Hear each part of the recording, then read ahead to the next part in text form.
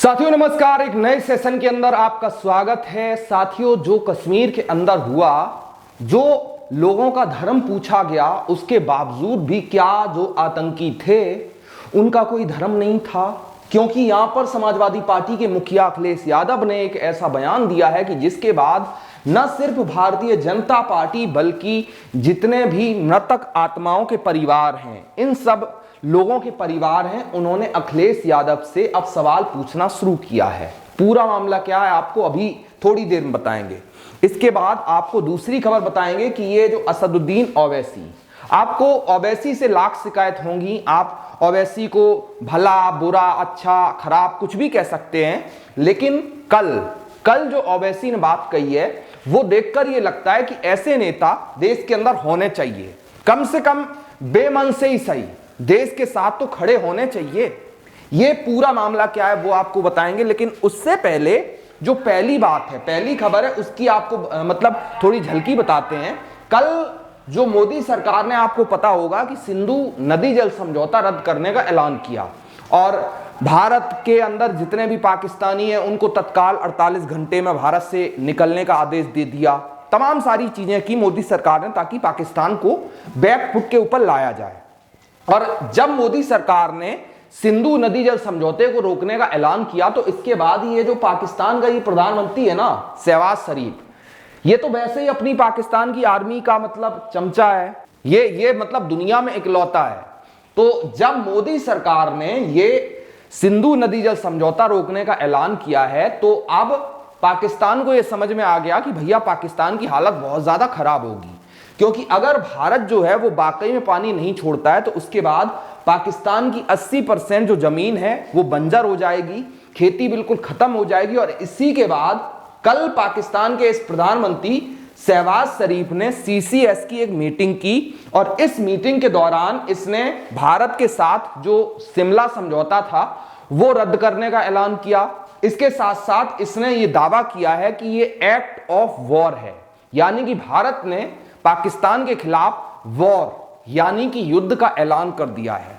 ये दावा जो है वो पाकिस्तान के इस प्रधानमंत्री शहबाज शरीफ का है। ये तो पाकिस्तान की खबर हो गई। अब दूसरी खबर जो है वो अखिलेश यादव जी ने कल एक प्रेस कॉन्फ्रेंस के दौरान ये दावा किया कि भैया जो कुछ कश्मीर के अंदर हुआ है, वहां पर जो कुछ मतलब चीजें घटी हैं, तो इसी को लेकर जब अखिलेश यादव जी से सवाल पूछे गए थे तो उन्होंने एक मतलब ये दावा कर दिया है कि आतंकियों का कोई धर्म नहीं होता, यानी कि आतंकी ना इस्लाम के होते हैं, ना सिखों के होते हैं, ना हिंदुओं के होते हैं, ना ईसाइयों के होते हैं, मतलब जो आतंकी होते हैं उनका कोई धर्म नहीं होता है।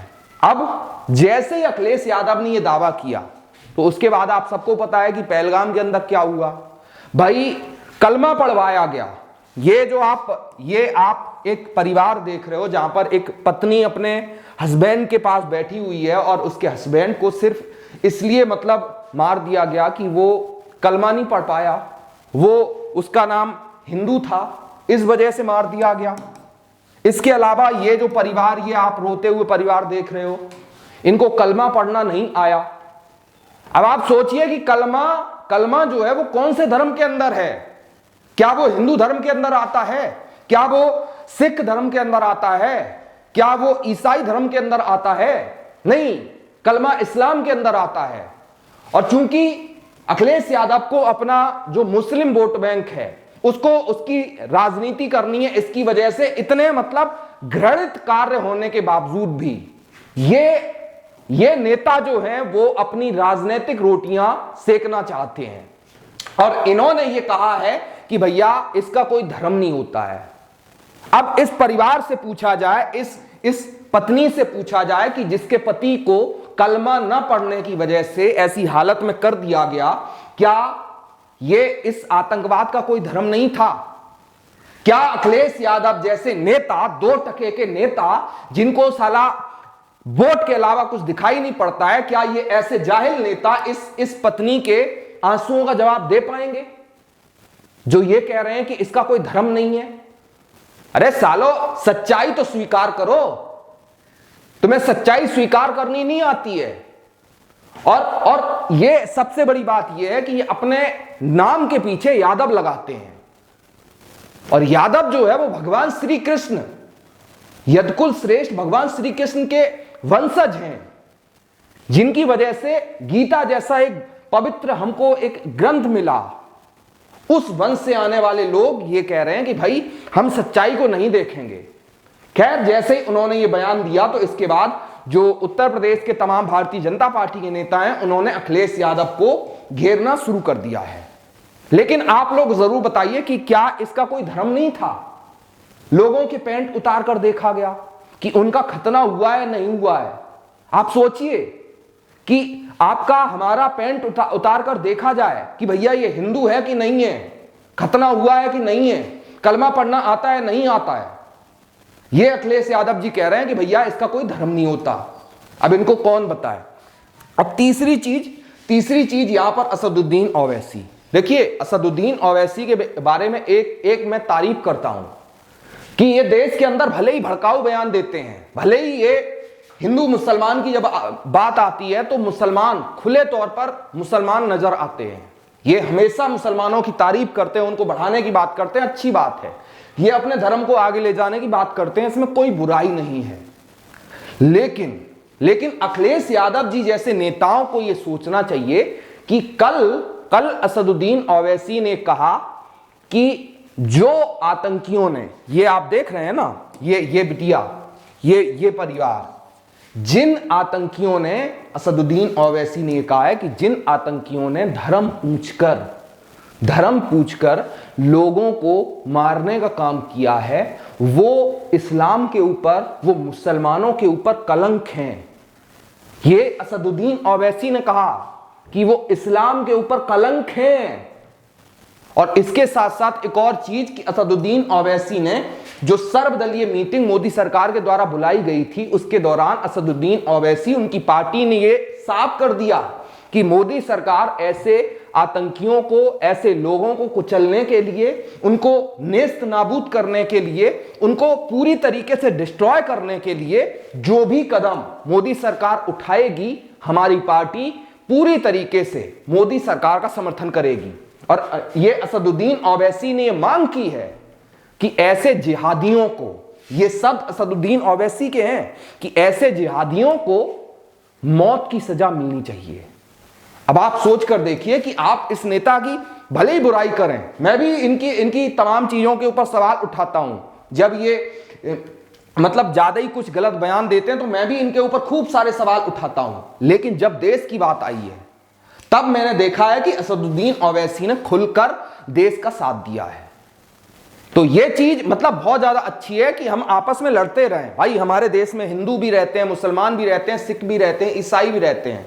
अब जाहिर सी बात है कि जब 4 बर्तन होंगे, एक डलिया के अंदर जब 4 बर्तन होंगे तो उनमें आवाज आएगी। हम हिंदू, मुसलमान, सिख, ईसाई आपस में इस देश के अंदर रहते हैं। कभी कुछ टेंशन भी होगी, थोड़ी बहुत लड़ाई भी होगी, थोड़ी बहुत आपस में एक दूसरे से हम गाली गलौज भी हो सकती है। लेकिन जब हिंदुस्तान की बात आती है, जब देश की बात आती है, तो ना हिंदू, ना मुसलमान, ना सिख, ना ईसाई, पूरा देश एकजुट है। और इसी दौरान असदुद्दीन ओवैसी ने साफ कर दिया है कि भैया ये जो पाकिस्तान है, इसको चाहे बर्बाद कर दो, चाहे खत्म कर दो, चाहे तबाह कर दो, मोदी सरकार का हम साथ देते हैं और बिना शर्त समर्थन करते हैं। अब जब ये सारी चीजें हुई हैं तो ये जो पाकिस्तान का प्रधानमंत्री शहबाज शरीफ है, इसकी साले की याददाश्त चली गई है। ये कह रहा है कि भारत जो है वो हमारे साथ बहुत ज्यादा ज्यादती कर रहा है और अब भारत को सावधान रहना चाहिए। मतलब आप सोच कर देखिए कि इस साले भिखारी देश से हमारे देश को सावधान रहना चाहिए। ये जिनके खाने खराब हैं, जिनको साले कभी चाइना लोन नहीं देता है, कभी सऊदी अरब लोन नहीं देता है, कभी ये यूएई से ये भीख मांगते हैं, और ये भारत को कह रहे हैं कि भारत को सावधान रहना चाहिए। अरे जाहिलो, पहले अपने 2 वक्त की रोटी का इंतजाम करना सीख लो। उसके बाद अब भारत ने पानी बंद कर दिया है, तुम्हारे देश का पानी बंद कर दिया है। सालों प्यासों मर जाओगे, प्यासों। क्योंकि पाकिस्तान की जो 80% खेती होती है ना, और कराची नहीं, मुल्तान के बाद जो रावलपिंडी है, रावलपिंडी के साथ साथ जो एक और इलाका क्या है, लाहौर, ये 3 शहर ऐसे हैं कि जहां पर जो भारत का सिंधु नदी का जल जाता है, उसकी वजह से पाकिस्तान की जनता पानी पीती है। और भारत ने ये बंद कर दिया। तो सालों ये सोचो कि तुम पानी कहां से पियोगे, अपना पिछवाड़ा कहां से साफ करोगे। ये इन जाहिलों को सोचना चाहिए। खैर, ये पूरी जानकारी आपको कैसी लगी? अखिलेश यादव, असदुद्दीन ओवैसी और मोदी सरकार के बारे में आपके क्या ख्याल हैं? कमेंट बॉक्स में जरूर बताइए। वीडियो पसंद आए तो लाइक, शेयर और सब्सक्राइब जरूर करिए। नमस्कार।